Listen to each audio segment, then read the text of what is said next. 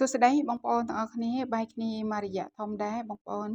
ថ្ងៃនេះជាងចង់បង្ហាញបងប្អូនពាក់ព័ន្ធនឹងការដេរប្រភេទអាវដែលយើងផ្ដាច់រឹងជើងបងប្អូនជាប្រភេទអីវ៉ាន់ភ្ញៀវហើយយើងដេរនេះគឺសម្រាប់សម្រាំងជូនគាត់ដែរបងប្អូនម៉ូដមួយប្រភេទនេះវាអត់ងាយស្រួលក្នុងការធ្វើហើយក៏វាអត់មានផលលំបាកច្រើនដែរតែតម្រូវឲ្យយើងយកចិត្តទុកដាក់ជាមួយនឹងអាវមួយប្រភេទនេះដូចគ្នាដែរបងប្អូនដោយសារតែអាវនេះគឺយើងផ្ដាច់ទាំងខាងលើនិងខាងក្រោមបងប្អូនដោយសារតែយើងយករឹងជើងសាច់កញ្ឈរបងប្អូនហើយទាំងអាវខាងលើគឺយើងយកសាច់តឹងណាបងប្អូនដើម្បីឲ្យសរសៃអាវរបស់យើងនឹងវារត់ធ្នេរបានស្អាតគឺយើងធ្វើការផ្ដាច់ទាំងបែបនេះបងប្អូនវិធីសាស្ត្រមួយទៀតគឺយើងចង់លឿនហើយស្អាតយើងអត់ចាំបាច់ផ្ដាច់ពុំដូចវិធីដែលខ្ញុំកំពុងតែធ្វើនេះបានដូចគ្នាដែរបងប្អូនតែយើងត្រូវប្រើសាច់បដ ாய் ហើយការធ្វើដែលបងអូនបានជម្រាបប្រាប់បងប្អូននេះមិនមែនគ្រាន់តែថាការនិយាយសាច់តឹងសាច់បដ ாய் តែវាជាតិចនិចមួយតិចនិចសម្រាប់ខ្ញុំផ្ទាល់ខ្លួនផងដែរបងប្អូនដោយសារតែការធ្វើបែបនេះវាយូរបងប្អូនតែការដេរចេញមកគឺវាស្អាតបងប្អូនព្រោះដោយសារតែប្រភេទម៉ូដដែលមានរឹងជើងបែបនេះយើងជាផ្ទាំងទាំងអស់បងប្អូនអញ្ចឹងគឺយើងត្រូវតែចាប់ផ្ទាំងដេរមកវិញដើម្បីឲ្យគោមដែលយើងបានជ្រៀកហ្នឹងវាស្មើគ្នាហើយវារត់ឲ្យត្រូវនឹងគោមកាឡារបស់វាផងដែរបងប្អូនមិនមែនយើងធ្វើឲ្យកាឡាគោមរបស់យើងវាលើក្រោមយើងយកដែរគឺក៏អត់កើតដែរណាបងប្អូនដោយសារតែយើងត្រូវតែសេរីវាធ្វើម៉េចឲ្យដូចរឹងជើងដែលយើងអត់ទាន់បានផ្ដាច់អញ្ចឹងណាបងប្អូនចាវិធីសាស្ត្រមួយទៀតដែលបានប្រាប់បងប្អូនដែលយើងអត់ផ្ដាច់ចង្កេះហ្នឹងគឺយើងកាត់មួយចំហឡើងទៅលើតែម្ដងបងប្អូនគឺយើងប្រើសាច់បដ ாய் តែជាទូទៅបើសិនជាបងដែលគាត់អត់សូវប្រសពក្នុងការដេរសាច់បដ ாய் ទេវាអាចរត់មកធ្នេរអត់បានស្ងួតស្អាតរឹបរាងយើងស្អាតទេដោយសារសាច់បដ ாய் ជាទូទៅយើងអត់សូវប្រើអញ្ចឹងណាបងប្អូនដូចបងប្អូនបានឃើញក្នុងវីដេអូហ្នឹងអញ្ចឹងគឺខ្ញុំផ្ដាច់ជាទូទៅពុំគឺខ្ញុំជ្រៀកបងប្អូនអញ្ចឹងជំរាកទាំងអស់ដែលខ្ញុំបានផ្ដាច់នេះគឺខ្ញុំចាប់ផ្ដើមយកមកតវាសិនបងប្អូនយើងត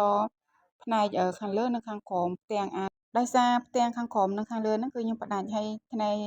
ចំហៀងទូទៅគឺផ្ដាច់ទាំងអស់អញ្ចឹងគឺខ្ញុំគុំរឹងជើងជាមួយនឹងផ្ទាំងអាវយើងខាងលើឲ្យរួចរាល់មកតង់ហើយទើបយើងភ្ជាប់ខ្លួនម្ដងទៀតណាបងប្អូនហើយនិយាយទៅភ្ជាប់នេះគឺយើងត្រូវតែនេះដែរវាស់វាដែរបងប្អូនតែយើងវាស់គោមទ្រូងហើយនិងគោមខាងមុខនេះពេលដែលយើងផ្គុំផ្ទាំងអាវចូលគ្នាទៅតើកាឡាគោមរបស់យើងនឹងវាស៊ីគ្នាដែរអត់ដូចខ្ញុំបានទម្រាបនៅក្នុងវីដេអូហ្នឹងអញ្ចឹងណាបងប្អូនយើងត្រូវតែលៃវាសិនដែរដោយសារជាទូទៅបើសិនជាយើងចាប់ផ្ដើមដេរបងប្អូនដានក៏ល្អដែរបងប្អូនពេលដែលយើងដានគឺអាវរបស់យើងដេរទៅយើងវាត្រូវកាឡាល្អតែបើសិនជាបងប្អូនធ្វើដូចខ្ញុំនេះគឺយើងត្រូវតែវាស់វែងដោយសារតែខ្ញុំអត់ដានទេគឺចាប់យកអញ្ចឹងគឺខ្ញុំត្រូវស្រេះគោមវាសិនឲ្យវាត្រូវគ្នានេះគឺខ្ញុំរួចរាល់ការតផ្ទាំងរួចរាល់អស់ហើយបងប្អូនយើងចាប់ផ្ដើមរៀបផ្ទាំងអាវដើម្បីយើងដេរផ្ទាំងខ្លួនម្ដងបងប្អូន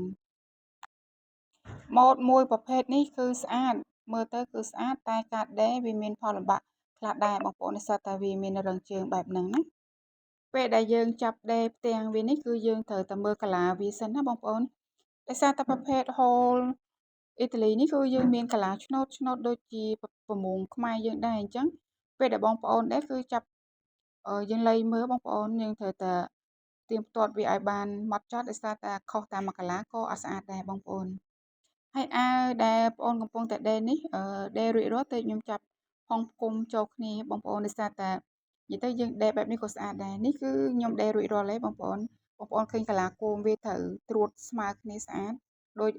ទាំងដែលយើងអត់ទាន់បានជ្រៀកអញ្ចឹងណាបងប្អូនអញ្ចឹងការដេរក៏ដូចគ្នាដែរបងប្អូនយើងត្រូវតែធ្វើម្ដងមកផ្ទាំង